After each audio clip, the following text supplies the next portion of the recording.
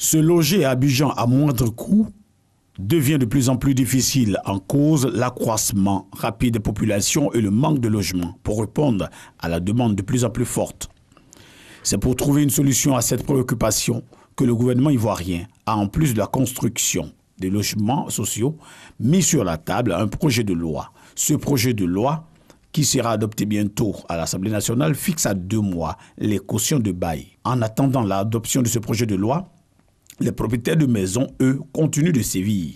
Il y a une pénurie de logements. Lorsqu'il y a pénurie de logements, cela va de soi que les loyers vont augmenter. Et donc les propriétaires de maisons, moi-même je suis propriétaire, effectivement, quand la chose devient chère, on fait de la surenchère.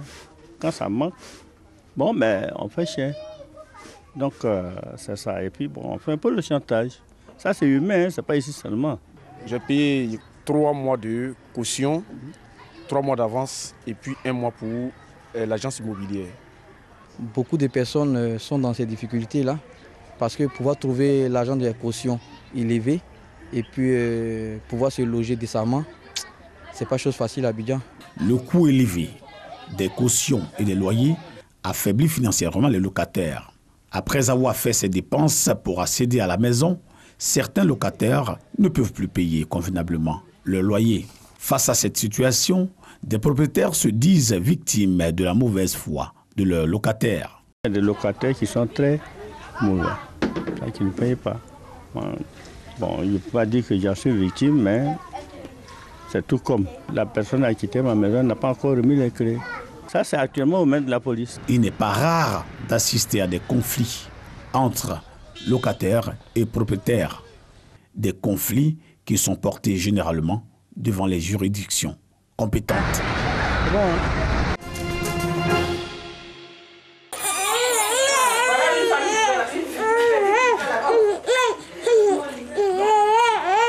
Jacob a 8 mois. Il a perdu sa mère à l'accouchement. Il fait partie des 32 bébés du centre Fabio, une institution de petite enfance se trouvant dans la ville de Broléquin et dirigée par des religieuses. Couché dans son berceau et en pleurs, il semble réclamer la chaleur maternelle auprès du centre Fabio. Les religieuses qui s'occupent de ces orphelins rencontrent des difficultés dans leur prise en charge. Quand tu les vois grandir comme ça, et puis un jour, ils vont grandir, on dit qu'ils n'ont pas la maman. S'ils tombent dans une famille, ou bien le papa se remarie, et la femme n'aime pas les enfants, l'enfant devient quoi demain? Et il y a d'autres aussi, ils sont retournés, mais ils ne veulent pas rester. Ils se disent, eux, la maison, c'est chez les soeurs. Les parents aussi, quand ils viennent déposer les enfants bébés, ils ne passent même plus. C'est nous-mêmes, on les pourchasse jusqu'à pour pouvoir prendre les enfants. Pour la région du Cavalier, c'est le seul centre. Donc vous voyez qu'il est d'une utilité assez capitale. C'est un centre qui sert toute la communauté. Chacun peut contribuer à sa manière au bon fonctionnement de ce centre. Des cris de cœur qui ont été entendus par des fonctionnaires de la FAO, Organisation des Nations Unies pour l'alimentation et l'agriculture, basée à Rome, en Italie. Ils ont fait parler leur cœur en offrant vêtements et médicaments au centre Fabio. Ce sont ces enfants qui vont grandir demain, qui vont contribuer au développement de la nation. C'est vrai, il y a les autorités publiques, mais aussi nous les fils et filles de la région, on peut y contribuer, faire en sorte qu'on puisse venir en appui à ce centre-là. Le centre Fabio est situé à Broléquin, dans l'ouest de la Côte d'Ivoire. Il est spécialisé dans l'accueil et la prise en charge des orphelins de la localité. Devant son écran vert, Ganimat Saïd accomplit chaque semaine ce qu'il considère comme un acte de résistance. Cet opposant azéri réalise des émissions sur des sujets censurés en Azerbaïdjan. Là-bas, selon Reporters sans frontières, le pouvoir mène une guerre impitoyable contre les dernières voix critiques.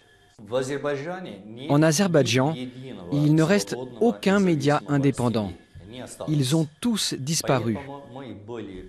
C'est pourquoi nous avons été poussés à créer cette chaîne accessible à tous par satellite et sur Internet. C'est à Strasbourg que Ganimat a créé Canal Touran, une ville accueillant de nombreuses institutions européennes. La chaîne est d'ailleurs émise par un satellite européen. Cela permet d'atteindre les téléviseurs en Azerbaïdjan en contournant le blocage du pouvoir. C'est ce qu'il s'est passé il y a 3 ans, quand l'équipe de Ganimat a traduit et diffusé une émission d'Élise Lucet. Cette dernière qualifiait l'Azerbaïdjan de l'une des dictatures les plus féroces au monde. Résultat, la journaliste a été attaquée en justice par le régime du président Aliyev. Cette émission a eu beaucoup de succès sur notre chaîne YouTube. On a atteint près de 400 000 vues. Pour un pays de la taille de l'Azerbaïdjan, ce n'est pas mal du tout. La répression vise en particulier les journalistes de Canal Touran. Pour continuer à travailler, Ganimat mise sur le journalisme citoyen. Sur son téléphone, il reçoit beaucoup de témoignages et en diffuse certains. La maison de cet homme a par exemple été victime d'un tremblement de terre. Le pouvoir n'y porte aucun intérêt, alors qu'il est dans l'obligation de réparer ce domicile. Mais Ganimat n'est pas seul dans sa lutte. Emin Ahmedbekov est l'un des journalistes les plus actifs de Canal Touran. Cet ancien policier a fui l'Azerbaïdjan avec sa famille et s'est installé dans l'est de la France. Il possède depuis peu son propre studio, installé dans sa cave. Un progrès considérable après avoir travaillé près de 4 ans en Bulgarie. Là-bas, sa femme et lui enregistraient leurs émissions avec un simple téléphone. On installait un écran vert comme celui-là sur le mur de notre chambre à coucher. On remontait notre lit, on tournait l'émission, puis on remballait tout avant de diffuser. Aujourd'hui, ces deux hommes sont réfugiés en France. Mais ils restent très inquiets pour leurs sources en Azerbaïdjan. En 2017, le pays comptait 137 prisonniers politiques, exposés à la torture et aux violences du pouvoir.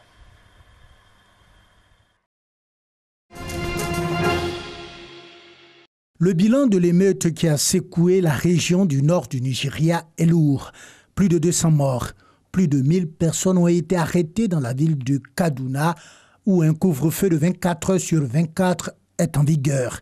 Les autorités ont refusé de préciser le nombre de morts pour ne pas attiser les représailles entre musulmans et chrétiens. De nombreux corps ont aussi été brûlés ou jetés dans des puits, rendant le décompte des morts plus difficile. La Croix-Rouge a fait état de plus de 400 blessés et près de 40 000 déplacés, réfugiés dans les casernes de la police et de l'armée. Principal candidat de l'opposition, le général Buhari a obtenu 31% des voix derrière le président sortant, Goodluck Jonathan. Goodluck Jonathan qui a obtenu 57% des suffrages selon la commission électorale indépendante. Ancien chef de junte dans les années 1980, le général Buhari, 69 ans, conteste la victoire de son rival mais dit respecter les recours légaux.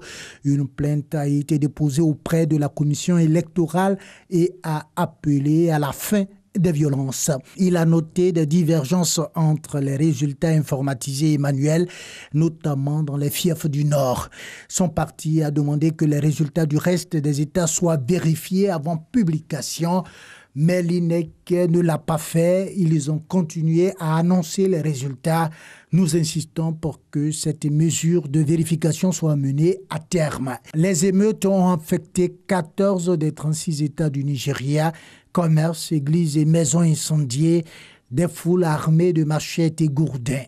Jonathan, 53 ans, vice-président devenu chef de l'État en mai 2010, au décès de son prédécesseur Umaru Yar'Adua, a appelé mardi les chefs politiques et religieux à condamner ces actes. L'élection a été jugée plus honnête et transparente que les précédentes au Nigeria. Les États-Unis ont félicité Jonathan pour sa victoire et demandé le respect des résultats.